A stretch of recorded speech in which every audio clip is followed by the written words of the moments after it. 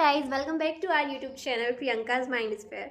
तो आज की वीडियो उन सभी बीएड स्टूडेंट्स के लिए है, बीएड प्रशिक्षणार्थियों के लिए है जो कि अपने बीएड एग्जाम में अच्छा स्कोर करना चाहते हैं, फर्स्ट डिवीज़न लाइक 75, 80% या 90% जिनका टारगेट है।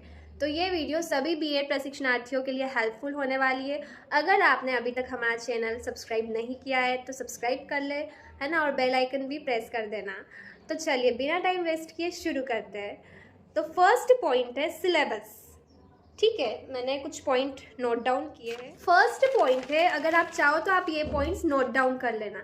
मैं खुद आपको शो करती, बट आपको बिल्कुल भी आदत नहीं है लिखने की, तो लिखने की आदत डालो। ठीक है, फर्स्ट सिलेबस और पैटर्न को अच्छी तरह से समझे।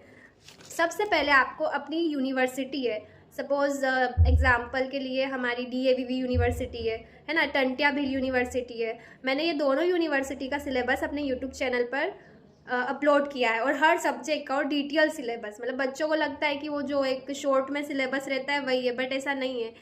कहने को 4 यूनिट्स है, बट उन 4 यूनिट्स में कई सारे टॉपिक्स दिए गए हैं। तो सिलेबस, तीनों सब्जेक्ट के सिलेबस CC1 जिसका नाम है बाल्यावस्था एवं बाल विकास, चाइल्डहुड एंड ग्रोविंग अप, तो CC2 का नाम है भारत में शिक्षा, स्थिति, समस्याएं, मुद्दे, education in India, status, problems and issues, और CC3 का नाम है बाल्यावस्था करिकुलम, हाँ curriculum, school development and school ना, हिंदी में पाठ्यचर्या, विकास एवं विद्यालय। तो ये आपके सब्जेक्ट है। तीनों का सिलेबस मैंने अपनी प्लेलिस्ट में, यूट्यूब की प्लेलिस्ट में अपलोड किया हुआ है, CC1, CC2 और CC3 तीनों का, और इंग्लिश मीडियम वालों के लिए भी और हिंदी मीडियम वालों के लिए भी। ठीक है, तो उसको अच्छे से देखिए, सिलेबस को समझे, बहुत ज़रूरी है सिलेबस को समझना। फिर स्मार्ट स्टडी प्लान बनाए, सेकंड पॉइंट है ना, डेली पढ़ाई का रूटीन बनाओ। ऐसा नहीं कि आज हमने 6-7 घंटे तक स्टडी कर ली और कल बस कुछ भी नहीं, या तो फिर कम कर दिया। या देखो, आपको रेगुलर पढ़ना है, भले ही ज़्यादा मत पढ़ो, बस 2 घंटे पढ़ो और 5 मिनट इंक्रीज करो, है ना। और पढ़ना है आपको, ब्रेक लेना है ना। मान लो आपने स्टडी की 1 आवर में अगर आप 50 मिनट स्टडी करते हो तो 10 मिनट का ब्रेक ले लो। ठीक है, आपका फेवरेट म्यूज़िक सुन लो, खुद को रिवॉर्ड दो कि हाँ मैं ये पढ़ लूँगा तो फिर मुझे ये रिवॉर्ड में मिलेगा, है ना। म्यूज़िक सुन लो, वॉक कर लो थोड़ा सा, है ना। तो इस टाइप से आप ब्रेक ले सकते हो, अपनी फेवरेट चीज़ खा लो। हाँ, फिर है नोट्स बनाए। थर्ड पॉइंट है नोट्स बनाए और रिविजन करें।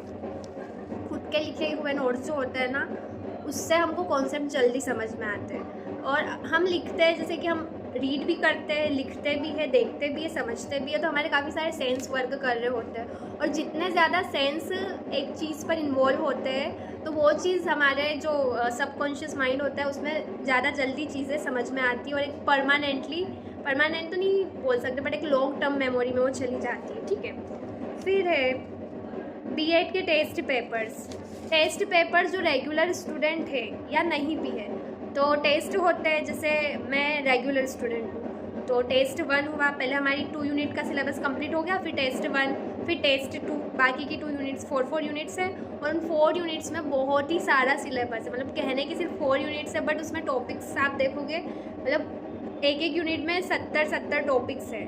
ठीक है, 70 या फिर उससे ज़्यादा भी हो सकते हैं। तो BEd को बिल्कुल भी लाइटली मत लो, है ना, ये गलती मत करना। फिर है 4th पॉइंट है, तो उन टेस्ट पेपर्स को आपको देखना है, क्वेश्चंस देखना है, नोट डाउन करना है और सोल्व करना है, प्रैक्टिस करना है।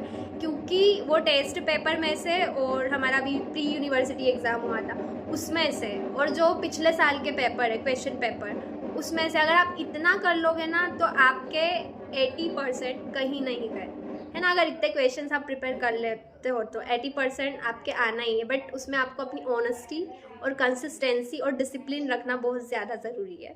ठीक है, फिर है लिखने की प्रैक्टिस करें, हैबिट डालें, क्योंकि ये याद करने के लिए अच्छे नंबर, ये क्या लिखा है मतलब लिखने की प्रैक्टिस कर रहे हैं। मैंने बोला ना आंसर राइटिंग, मतलब जो भी क्वेश्चन पेपर्स है ओल्ड, आपको सारे क्वेश्चन पेपर जो है मेरे यूट्यूब चैनल पर अवेलेबल हो जाएंगे। पिछले साल के DAVV यूनिवर्सिटी और टंट्या भील यूनिवर्सिटी के क्वेश्चन पेपर मैंने आंसर्स के साथ अपलोड किए। ठीक है, तो देखना और उनकी प्रैक्टिस करना लिख के।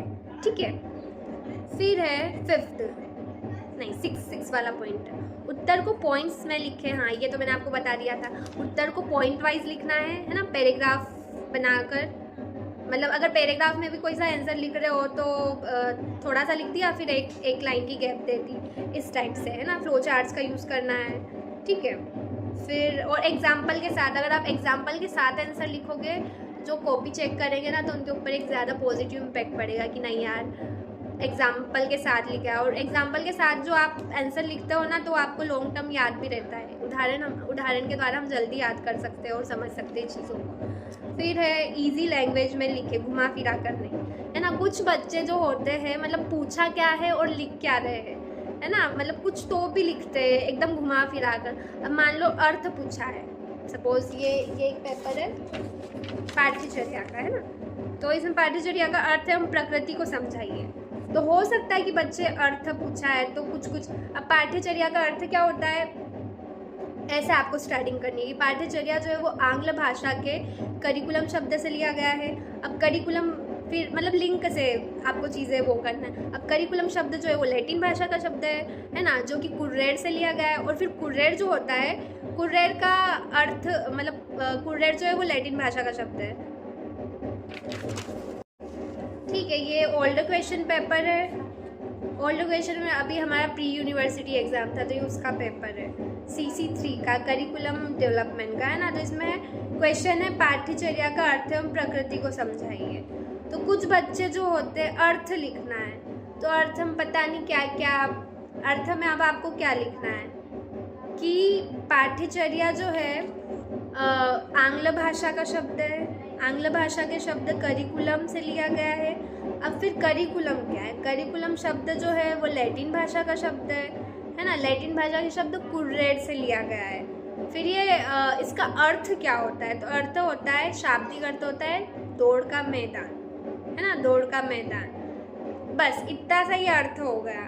फिर प्रकृति भी पूछी है, 5 मार्क्स का क्वेश्चन है। तो बस आपको एक जो पूछा है ना एकदम सटीक आंसर लिखना है, घुमा फिरा के नहीं लिखना है कि कुछ तो भी लिख रहे हैं, पाठ्यचर्या ये है वो है। फिर उसकी प्रकृति बताना है, तो पाठ्यचर्या की प्रकृति परिवर्तनशील है, मतलब समाज जो होता है, समाज की आवश्यकताओं के अनुसार, बालकों की आवश्यकताओं के अनुसार चीज़ें परिवर्तित होती रहती है, क्योंकि समाज की समस्याएँ भी बदलती रहती है, सामाजिक मुद्दे भी बदलते रहते हैं। फिर उस हिसाब से पाठ्यचर्या को भी बदला जाता है, पाठ्यचर्या में चीज़ें ऐड की जाती है, डिलीट की जाती है, ठीक है। तो इस टाइप से आपको सटीक आंसर लिखना है, कोई घुमाना फिराना नहीं, घुमा फिरा कर कोई भी आंसर नहीं लिखेगा, ठीक है। फिर है 8th पॉइंट, पढ़ाई के साथ ब्रेक लें। हाँ, मैंने बताया था पढ़ाई के साथ ब्रेक लेना है, ठीक है। और एग्ज़ाम में आंसर राइट करते टाइम आपको टाइम मैनेजमेंट देखना है। अगर आपका 5 मार्क्स का क्वेश्चन है तो 2 पेज का लिखे, मतलब शब्द सीमा आपको दी हुई रहती है 100 से 150 शब्द, बट वो सटीक शब्द, सटीक आंसर होना है ना। 1.5 से 2 पेज लिखना है, ज़्यादा गैपिंग नहीं रखना है, और ज़्यादा छोटी छोटी राइटिंग भी नहीं लिखना है। थोड़ा राइटिंग को एक मीडियम में मेंटेन करो। आप चाहो तो कुछ नोट्स मैंने अपलोड किए, देखना मेरे यूट्यूब चैनल पर, ठीक है। फिर B.Ed पेपर में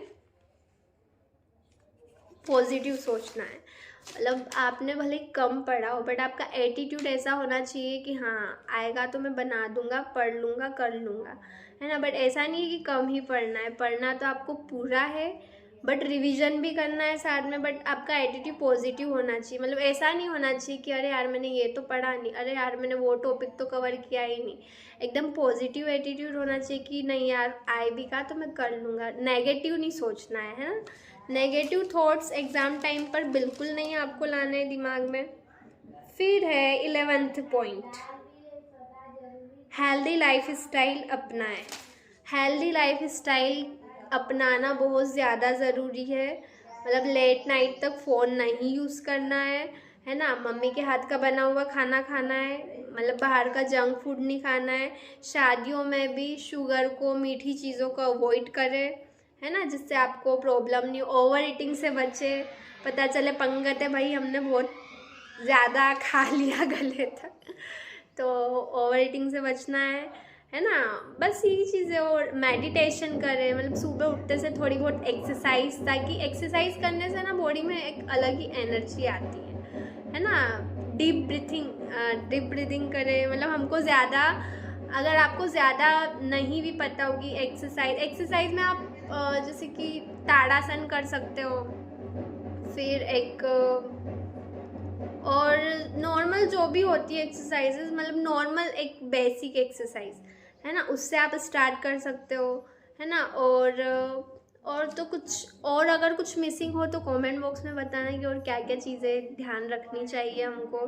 बाकी ये इतने पॉइंट्स थे, अगर आप इनको नोट डाउन कर लोगे और एक इम्प्लीमेंट करोगे इनको, तो ज़रूर आपके बीएड में 90 अगर नहीं भी आता है तो 80% तो आएंगे ही आएंगे। बट आपको ईमानदारी बनाए रखनी है, ऑनेस्टी और डिसिप्लिन और कंसिस्टेंसी, ठीक है। 3 चीज़ें बहुत ज़्यादा इंपॉर्टेंट है। तो ठीक है गाइज, मिलते हैं नेक्स्ट वीडियो में, और कमेंट बॉक्स में बताइएगा कि कौन से टॉपिक पे मैं वीडियो बनाऊँ, ठीक है। So thanks for watching my video, do like, subscribe and share.